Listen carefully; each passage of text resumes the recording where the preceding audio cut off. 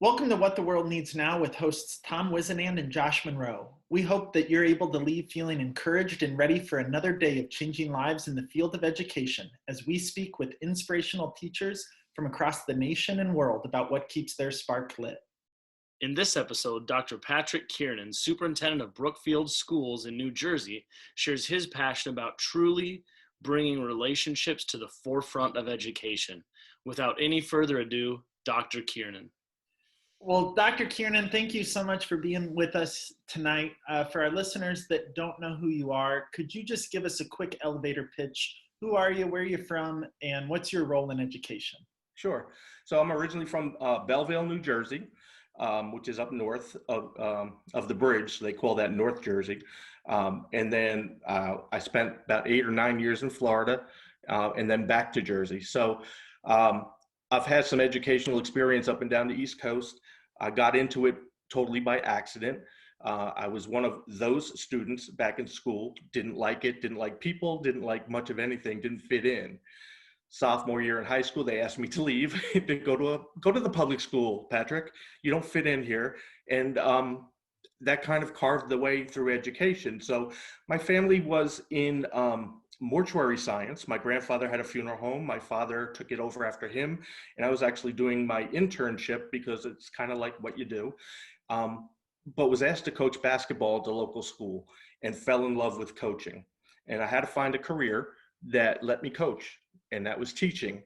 So I didn't go into teaching because I had this dying passion for it. I actually had a sour taste in my mouth from education, from my personal experience, but loved coaching. And what I learned from coaching is that this was an outlet for the kids who didn't fit in, or the kids who didn't fit into a specific social group, or what weren't the cool kids, but this was a great way for them to express themselves. And I just kind of fell in love with that. So I became a teacher, and it truly was just that easy. I filled in as a sub, and then the teacher quit that day, and they said, "Do you want to stay on?" And I'm okay. So I stayed on, and I was able to coach and continued doing that. So that was back in 1984, and have not left it since. I just love it. I have always been the teacher or the educator that other teachers brought their kids to and said, "I can't handle him or her. Can you?" Absolutely. Administrators would bring me their worst kids. They would schedule their worst kids for me. And to me, those were my kids. Like, I got them, they got me, and it was unconventional in how we approached education and relationships and meaningful coincidences, but it worked. And that became my niche. So even when I had years in the public school, I was the discipline guy. I was the special ed guy. I was the "can you do something with this kid" guy, and always was able to.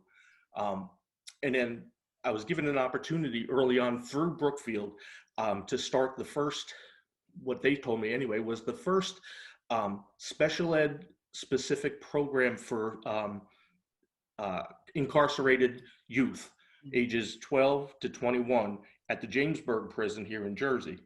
And no one applied for that job. I thought I was all flattered that I got the position. No one wanted it. So I was happy for a little bit until they burst my bubble, but fell in love with those kids. Now, they've done some really bad things, and there's a lot of reasons not to like them. But again, you get into the trauma and the history of these kids, and you're then motivated even more so to try to do your part so that when they leave, they don't come back. So I used to say to them all the time, my goal is to never see you again. And I truly meant that. From that, I stayed with Brookefield Schools, became the principal at the high school. And from that, the superintendent, executive director now of that school. That's quite the journey. That's really, really incredible.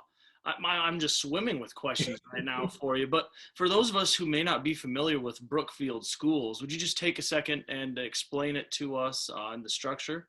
Yeah. So Brookefield Schools has a couple things.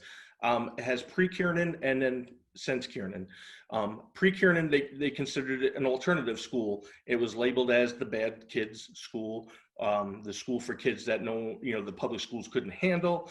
Not a real specific identity, but they did a great job with what they had. My thought when I came in as the principal was, what did I just get myself into? There were some things that I had not seen before or was prepared for, but knew that if I was given some free range, that I can kind of mold this to what my vision would be. And I was given that free range. So we went from, and I don't want to use the term in a negative way, but more of like a holding cell for for kids who were struggling, to now, which was my focus once I became the superintendent, to a trauma sensitive, focused, and informed school. Because what we had learned during those years of me as principal, turning into the superintendent, was that the common denominator with our population was trauma. And it doesn't have to be this, when people hear students with trauma, it's the abused kids or the homeless kids or the sexually abused kids or the trafficked kids. It doesn't have to be that extreme. It could be, to me, as simple as being plucked from your public school and put into our school, or in their interpretation, another form of rejection. So the trauma is consistent throughout our entire population. We didn't necessarily have an identity which separated us from other alternative schools, and I wanted that identity. And so we focused on that, and that's actually how I met Jen McNally, because we were going and moving into the mindfulness and the trauma sensitive, but we also knew that that would take a toll on our staff, and how are we going to balance that? And she helped us, and we have her every year come back and meet with our staff. She's amazing. Obviously, you guys know that. But we've done this terrific transformation, and staff have bought in. Now, during that transformation, some staff had to relocate because they weren't going to get that. They were kind of old school, lots of baggage. We're more into this hug a thug thing they didn't want to be part of. But we're in our third and fourth year now, and our staff gets it. And so we're super excited about it. We are now getting known as that kind of a school, and we're pretty proud of it. And what did that transformation look like? Because you talk about being this holding cell to now being trauma informed. So what was the transition like for you for that? Well, a lot of people, I think you all would know this as well, is that when you talk about schools or school districts being trauma informed or trauma sensitive, they do an in-service, and they're now that school. And it doesn't work like that. You have to be all in all the time, every year, constant upgrading and training. But we took a different approach a little bit, not with regard to the amount of training, that's still ongoing, but we had to start with staff and change that mindset, because we had staff who had been there 20 years and they've never heard anything like this. What they did was, the old school, you don't listen to me, you go to the principal's office, you get suspended and you're out of here. And then when I told them, oh no, we're not suspending, you can imagine the battle. So my first couple of years there, it was a battle, and getting people in like McNally to kind of say, no, here's why, and here's the data that supports it, here's the literature, and on top of that, you need to take care of yourself, kind of rang true to them. And so the first 2 years we talked about staff. What is your classroom going to look like? How are you going to talk to kids? Not at them, to them, with them, and when they're not there, not about them. And that took an incredible amount of training. And you would think it would be something simple. They're the adults. They don't have necessarily these same kind of challenges that the kids do. You kind of teach them, they get it, and we move on. And we found, oh no, this has to be ongoing, even for your best teacher. Ongoing support on how to deal with things, because you can't plan for everything that our kids will bring to the table on any given day. And how you react to it will truly make a decision on whether that kid's coming to school tomorrow. And I believe that impact that we can have, that potential impact with every conversation that we have with kids, has to be taken seriously. And you're not allowed as a professional to have a bad day publicly. You can shut your office door and cry and scream and ask for help. But when you're in the hallway in front of kids or talking to a kid, it's always all of you. And there's no. Mr. Kiernan, do you have a minute? Yes. Can I talk to you for a second? Yes. Can I have lunch with you? Yes. It's whatever they want. The answer is yes, because I'm big on this term. I call it meaningful coincidences. And I don't think anything happens just by accident. So when you see a kid in the hallway and you're running into that kid and you make eye contact, there's a reason for that. And it's our duty as the professionals to dig into that conversation as to why are we meeting right now? What's going on in your world? Because there is a reason why you and I are meeting right now at this moment, and let's get to it. And every single time we have found out that those are meaningful opportunities to have these honest and open conversations to potentially move lives in a different direction. My second year as principal there, my saying was to relentlessly pursue the difficult relationship. And I really mean that. So it's easy to like the good kids or the kids who are doing the right thing. It's hard to like those kids who are in your face and cursing you out all the time. And no matter how many times you say it, they're not going to do it. Those are the relationships that we have to pursue, because their safety mechanism is to push you away and call you all kinds of things. And they're not mad at me. They're just mad. I just happen to be there. I can eat that. I'm the adult. I have to not take it personally. I also have to make sure, though, that next morning when they come off the bus, I'm the first person they see. How are you? I missed you. I hope we have a great day today. Remember, I love you. And they look at you very strange when you tell them you love them, but they also know whether it's sincere or if it's just, language. I love my kids. I talk about my kids ad nauseum. My daughter gets jealous at times because I talk about my kids. And she's like, hello, I'm your kid. Yes, you are. These are my kids. This is my passion. This is what I do. And that teachers can't work for me that aren't feeling that way. I absolutely love the meaningful coincidences that you talk about. And I think that if a staff or a school district or even an individual teacher in some buildings really grabbed a hold of that and understood that's where life happens, that's where real education happens, and we get wrapped up in math and social studies and science and the curriculum, and that's important. It is, believe me, I get it.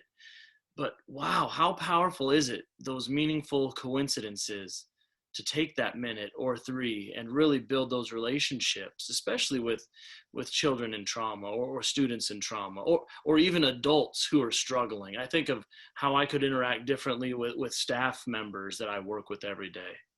It's extremely important to take advantage of every moment you have with a kid. And no learning takes place if the kid's not right. Meet them where they are. If they're having a bad day, I'm going to have it with them. I've had kids spend several days in my office. We'll do the work together, but we're going to do the work and then we're going to talk about some stuff. It's not a free pass. Like, you're not going to tell me you're having a bad day and then just spend the day with me and hang out. We're going to do the work. Yeah, we'll have lunch together too, but I'm going to make sure that you do the work and I'm going to be right here to help you. And that's a different relationship that they're not used to when they come from the public school. So they're used to not fear, but the principal's office has a certain stigma to it. What I had done is, as the principal, I had fish tanks, chinchillas, my therapy dog, cats, any kind of animal y'all can think of. I would have them in my office and give the kids the responsibility of the daily cleaning, and as such, form these relationships with them. Then we went further and we started a program we actually got a national award for it, called Reading to the Rescue. What we found was that our kids were, when it came time to read out loud, would not, because they couldn't and they were embarrassed. So what we did is we connected with the local shelter, and we would take our high school kids along with some elementary school kids as mentors to each other, go to the shelter, they'd sit in front of the kennels and read these books to the dogs. And it was so successful, and the reading data skyrocketed. And there's this waiting list now for everybody to go and read. And we've done it now since 2014, every single year. And the shelter loves it. Our kids love it. And so we incorporate as many kind of alternative and interesting and hands-on things for our kids to break the stigma of, one, what is school? It's not the place that they were, where they met with resistance and maybe some challenges and failures and labeling, to this place where from the top to the bottom are involved in our kids. The lunch ladies, the custodians, the secretaries, myself, my other administrators, will get down on the floor and sit there for hours with you if it's going to benefit the kid in the long run. And that's what we're known for now. We're known for, we're not that school, we are the school. And we're really proud of that. I love that. And I love that you have a therapy dog. Yeah. Well, here's the sad news, though. I just had to put him down. On Christmas Eve, I had to put him down. Sorry to hear that. And the kids were devastated. But the goodness that he brought to them, it's remarkable. I'm already getting another one and going to have her trained right away, because the kids are like, well, where is it? And then just coincidentally, the month prior, I found this cat on the highway. And so the cat lives at my school now in my office. And so that's kind of helped the kids get through the transition, but I need the dog. I have a therapy dog in my classroom as well. And, do you? And the joy that it brings. And I got a video earlier this year of a student who came in, didn't say a word, but got under their table and just cuddled my dog.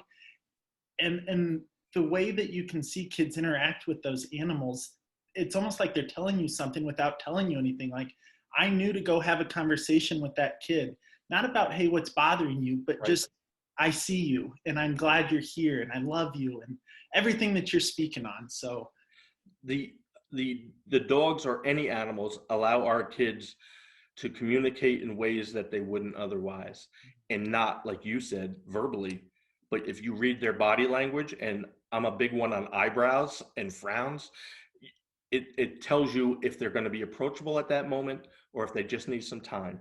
But the animals, again, non-judgmental, will love them regardless of what the mood is. And the kids know that.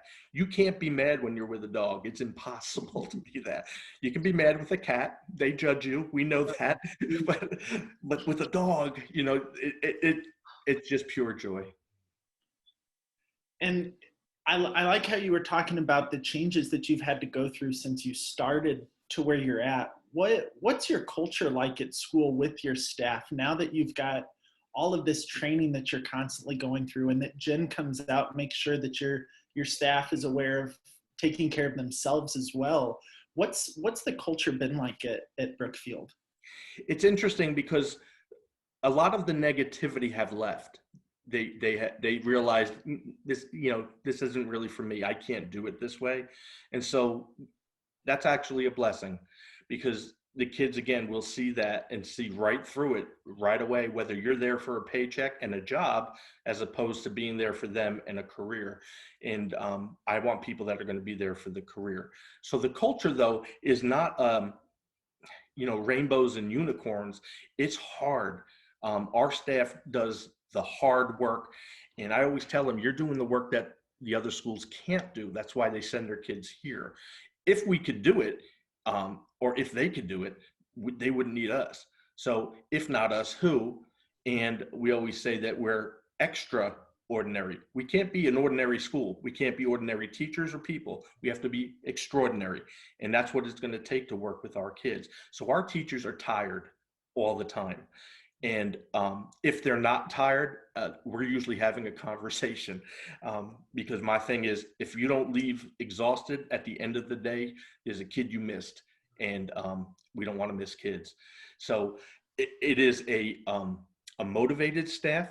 It is a sponge staff, meaning the more we give them, the more insight that they can practice, more of alternative techniques that they can install. They're all on. They're all in board. It doesn't mean it's perfect. We have our frustrations and we have our differences, and we have to go in and kind of remotivate folks. And, clearly the last year has been, a nightmare. And our people, like you see on the news, teachers want to be in their classrooms. Our teachers want to be with our kids. And it's not nonsense. They want to be with our kids. And those are the teachers that we look to hire. So they're invested. They know our kids. They know our kids better than most people know their own kids, because we spend so much time with them. And the climate that we create there is non-threatening, where they tend to open up a little bit more than maybe they would elsewhere. So the culture has shifted from more of a, how do I get through the day and just kind of maintain kids in the classroom, to I'm really sorry. It's the end of the day. I can't wait to see you tomorrow. And I'm, again, very, very proud of that. It's not that I did it. They have to buy into it and they have to do it. I can do whatever I want and preach to them and give them stuff and give them training. Doesn't mean it's going to work. And we're far from perfect, but we're certainly on the right track. And it's just an everyday thing. Check on them. How are you doing?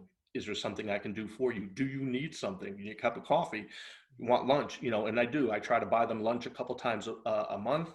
I try to let them go early when I can, especially if it's been a rough week. I do whatever I can to give them the little things that go a long way with them. But to me, it doesn't seem like enough. Dr. Kiernan, I could listen to you all day long, and I'm learning so much from you right now. You've kind of righted a ship that seems that was going in one direction. You kind of made the corner, and you're doing some amazing things with everybody involved, students, staff members. It's heavy lifting. And how do you stay inspired? Where do you look for that inspiration to keep going back every day and giving to the kids, to the staff members, to the community? It is, again, we talk about meaningful coincidences. So I always find that at those moments where I second guess myself and I'm tired, and are we really making progress or making a difference? A kid from the past will call, email, text, send me something. It was just a few weeks ago. I had a kid named Abel, and he used to get suspended constantly. And I had a shirt made up because of a slogan, because I used to go up to him all the time and go, that's a day. And so I had a shirt made up that said, that's a day. And I gave it to him for Christmas. And he just sent me a picture of himself in it. But he's in college now. He took a couple of years to find himself, but he's back in college, but he's wearing that shirt and he's proud of it, re-energized. I can do this. And it's not corny to say one kid at a time, because it truly is one kid at a time. I find my inspiration through my kids. If I'm having a bad day, I'm going into a classroom and sitting with my kids. That makes it worthwhile. Sitting in an office and dealing with paperwork beats you down. Dealing with the complaints from parents and teachers beats you down. But being with them kids, there's nothing better than spending time in the classroom. And I know we don't need to tell you this, but from a teacher's perspective, when our principal is visible, that rejuvenates us as well, because we know that you're there with us. It's not that, like you're saying, it's not that you're in an office responding to emails. You're in our classroom with us responding to emails. That's how easy it can be for us to know that you're with us. Yeah. And this year's hard because I'm trying not to do that as much, because I don't want to be on the tracing list if somebody does come down with it, and now I have to be out. And so I'm doing a lot of what we're doing now. I'm doing that with the classrooms, so I can kind of still be there. They can still kind of see me, and I'll do the hallway walk-bys, but I'm not having that intimate connection, which is very difficult for me. And I do struggle with that. But again, there are days where I just got to double mask up and go in and get my daily dose of crazy, because it's just the best ever. And I like that you talk about that, because before we started our podcast, Tom and I sat down and talked about why we do what we do. And we both have a place in our room that we can turn to on hard days. And we've got things up there that we've talked about. So Tom was telling me about paintings that kids would give, and he would go back to the moment he got it and say, this is why this kid gave it to me. This is why it's on my wall. And having those tangibles that you can look at on hard days can really help get you through some of those dark times. The former superintendent that I took over for, her and I had a very long relationship, and she had told me once, and I didn't do it for a couple of years, and then started to, and found it very valuable. Like you just said, she said, start a U file. Like, you've got that file drawer, that first file, just name it U. And anytime somebody gives you a thank you note or a card or a painting, or put it in there. And then when you have those bad days, pull the U file out, and you'll understand why you make a difference. Excellent, excellent advice. You're doing a lot of great things. And it's just, it's incredible. what are some of the neatest programs or apps or curriculums that you use, or maybe there isn't a curriculum that's formal or anything, but what gets the results? What are some cool things that you're doing, Dr. Kiernan? Well, I think that everybody, not everybody, a lot of districts and school leaders believe that the answer to our problems are on an app or a program.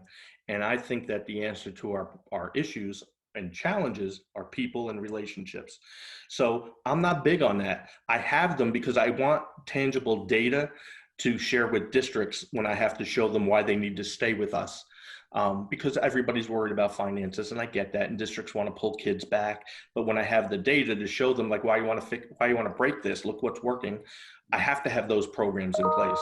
But the things that we had talked about earlier, the meaningful coincidences, the classroom visitations, the equine therapy, the dogs, the animals, the responsibilities around the building, the relationships they have. Some kids are just really good with their hands. They can go work with the custodian for a period. You know, that's a reward that's tangible for them that they really love.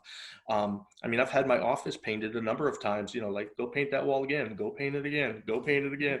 And they just want to do it. It doesn't have to make sense. You know, they're happy to do anything for you. You're going to forget your algebra, but you are not going to forget those people who cared about you, genuinely cared about you. And that is the one thing that was missing in my career as a student. And I'd be damned if I'm going to let another student go by without having a relationship with me. So, you know, love it, hate it, whatever, I'm going to be there. I'm going to welcome you when I see you. I miss that part of being a principal because I used to go out and meet every kid off the bus, and I miss that. But I make sure as I get out and about that I can see them. Those relationships, you cannot you can't give it a grade. You can't evaluate that. It's not going to be in your permanent record, but those are the things that are meaningful to these kids. And it's what they learn after they leave us that's going to propel them to the next level.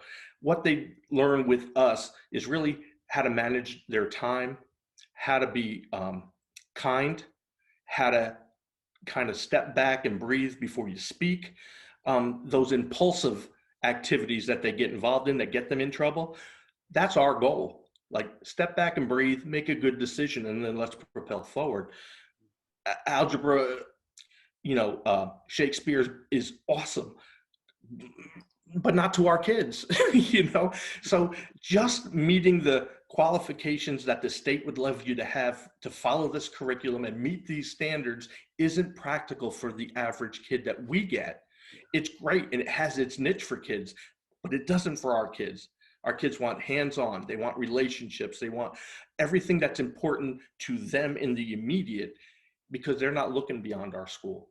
For them, that's never been a goal because everyone has told them they'll never be there. Our thought process is we will encourage them through our relationships to understand and believe that they will. And then we're going to help you get there. And we're going to apply to the college for you, with you. And if we have to pay for it, we're going to pay for it. And then, you know what? You're going to go and we're going to check up on you. And those are the things that are missing in so many of our kids' lives. And they appreciate that. Maybe not at the moment, but at some point they do. I like that you say it's not always right at that moment that they're going to be thankful. I think back to why I went into teaching, and it's because of my fourth grade teacher. I don't remember what Mr. Henry taught me, but I remember that he ate lunch with me. I remember that he was at my baseball games, that he played at recess with us. I remember that he loved me. And that should be our goal as teachers, is that every kid leaves our classroom knowing that they've got another adult in their life that cares and loves about them. And they can count on. Absolutely. 100%. You could work at my school. It sounds like an awesome place to be at. I believe it is. You know, on any given day, people may not believe that, but that's the culture we're trying to build and trying to be consistent with it. I think, well, for me, it's the greatest job ever because it's not work. That's a lie. When I'm at my desk, that's a lot of work. When I'm with the kids, that's just fun and joy. And again, from being a teacher, I never thought I'd leave the classroom. And then I had administrators say, no, you're going to go and get your certificate and you're going to be an administrator. And I, oh, yes, sir. Got that and said, okay, well, I'm never going to leave a principal's job. I got my hands on it. I can kind of, oh, okay, I'm going to do this. So now I lead the organization. I can lead all the schools and the teachers and the kids. And even though it's a few steps removed, the impact can even be bigger though. So it's a give and take. And yes, I've sacrificed the more intimate relationships, but I think that I can impact the greater good from where I'm at, or try. I think it's amazing. I love that you don't put the emphasis on programs. You don't put the emphasis on curriculum. It is about people. It is about the relationships. It is. Because you know what? So many of our kids in all kinds of schools, in all kinds of places around our country, don't have what we grew up with. You know, a lot of us grew up with. You know, when kids find out you grew up with a mother and a father, and I'm like, yeah, and they're like, what's that like? And that is a reality check. Some people don't even grow up with their mother and father. We're having an increase in group home kids and the foster kids, and it's just amazing. And where this used to be predominantly a male kind of a niche school, the females now are struggling just as much as the males, and it's more of a 50-50 relationship with regard to population. All areas, all aspects, all parts of the country are all being hit with this trauma stuff. And it's becoming more and more popular only because now it's more and more okay to admit that you've got these issues going on, where before it was more of a stigma, maybe an embarrassment, or a non-recognizable thing. But now people are smarter and people understand the signs, the symptoms, and can identify it. So that's why it's more popular, and that's why you hear about it more. It's always been there. It just never had a title. It was like when the ADHD came out initially. Everybody had it. It was like, oh yeah, that's why they're like that. And then they got smarter and figured that out too. So we're not for everybody, but we will be for you if you want to be. We just try to do things a little bit different, a little bit more progressive. And like you said, we don't try to emphasize that side of it. It's important, but no learning happens without them being present. Right. You touched on the fact how hard this year has been for everybody. In your opinion, what do you think the most important thing facing education today is? The lack of realization that relationships are everything. We get very hung up in our field with acronyms and testing and scores and SGOs and am I going to be rehired and tenure. So those are all me things. When do we start obsessing on how's our kids doing? How many relationships did I establish? Do I really know my kids? Did I make positive phone calls home so that when the kid comes home, he's greeted with a smile and the parent already knows how their day was? Those are the things that we should obsess on. I don't care about test scores. I really don't care about grades. There's some great books out there about getting rid of grades. I'm all about it. Somebody decided that was important. There's nothing more important than the focus of adults on our children, making them feel loved and welcomed and secured and part of something greater than just a student number. And we fail at that on the daily. And my goal is to make sure that we don't. I love that answer. I think that grades can go to the trash. I don't think that that's what we need, because as you're talking about relationships, if we really know our kids, then we know them as learners. They don't need a grade because we can sit there and talk about them for the learner and the kid that they are. I agree. So I like that. There's some really good stuff out there on it, and I wish I could name them, but because you've started talking about it, I can't recall one of them. But there's just really good literature out there as to why they're not necessary. I think it's amazing that you can use statistics or percentages or grades in a number of ways in education, right? They could be punishments. You're not doing your assigned 30 minutes of some tech app, so I'm going to give you a 50% and bring your grade down. So you're punishing a child for behavior, not a skill. And like I'm sure we could talk all night about this, Dr. Kiernan, but it's just amazing that people are willing to sacrifice relationships for whatever they want to communicate through a grade. It's astounding to me. Well, teachers do get off on that. Like, 80% of my kids got A's. No one cares. How many of those kids like you? Like none of them, because all you do is drive the curriculum and drive it. So you always have a few that are into that because they're going to Harvard, but most of the kids, they don't know who you are, and because of how you teach them, they don't care who you are. But you show me a good relationship, and I'll show you a kid that'll do anything for you, anything. That's right. That's right. I have loved talking with you. The last question of every show is, what does the world need now? The world needs an upcoming young and energized group of educators that are willing to do exactly what we've talked about tonight, to love kids, to have their futures as the forefront of their success, and not have the I thing. Again, another Kiernanism. I call it ego-free teaching. It ain't about you. I'm glad you're there. I'm glad you showed up. Love that you're part of my family. It's about the kids. And, everybody has lives and everyone has baggage. But my thing is when you put your car in park, that stays there.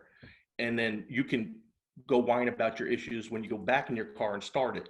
But I need everything when you're in my building. And we need people who are like that. It's hard. And, it's probably 4 hours past my bedtime right now. I'm tired every day. So, I'm used to coming home, getting something to eat, and I got to read something to calm down and then get back at it. But you need those energized new breed of teachers that are going to come in that are very tech savvy for the important things, that we do have to get through, but are willing to put themselves out there to engage in our kids in meaningful conversations that are directed and are met at where that kid is at that time, and be willing to shut up and listen, because it ain't about you. What you say to kids in a classroom means nothing. What they say to you is everything. And so that's what we need. I love that. Dr. Kiernan, this has been a lot of fun. I have loved every minute of listening to you. I love that your big thing is relationships, because Tom and I, that is the focus that we try to bring into our classroom, is Awesome. Making sure that our kids know that we love and care about them. So we love being able to listen to people that talk like you, that say what we feel. So thank you so much for being here with us. Well, thank you for validating it. You'll have a long and successful career with that mindset. So, Dr. Kiernan, thank you so much. Have a great night. Thank you guys very much. I appreciate it. Thank you. Bye-bye. Thank you. Good night now. Good night. Ladies and gentlemen, that's our show. Thanks for tuning in this week.